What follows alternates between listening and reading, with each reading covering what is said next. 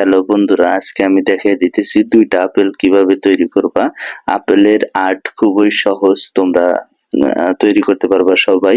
তো আমি যতদূর সম্ভব তোমাদের তৈরি করে দেখার চেষ্টা করেছি। এই যে প্রথমত একটা আপেল তৈরি করলাম, দ্বিতীয়ত আরেকটা আপেল, সেই সাথে যে ডাল থাকে সেই ডালটা এখন আমি তৈরি করে দেব। দেখো এই যে একটা ডাল, অর্থাৎ একটা জোড়া আপেল একটা ডালের মধ্যে হয়েছে, সেখান থেকে আর দুইটা পাতা দিয়ে দিব। দুইটা পাতা দেখতে অনেকটা সুন্দর হবে।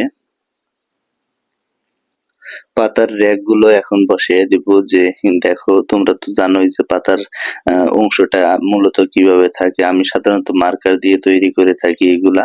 তুমি চাইলে পেন্সিল দিয়েও তৈরি করতে পারবা, কোনো সমস্যা হবে না। তুমি বাসায় বসে থেকে এই কাজটা সঠিক সুন্দরভাবে করে ফেলতে পারবা। এই দেখো সুন্দরভাবে কিন্তু আমি আপেল তৈরি করলাম এবং সেই সাথে এই র্যাক সিস্টেমটা দিয়ে দিলাম সুন্দরভাবে। দেখো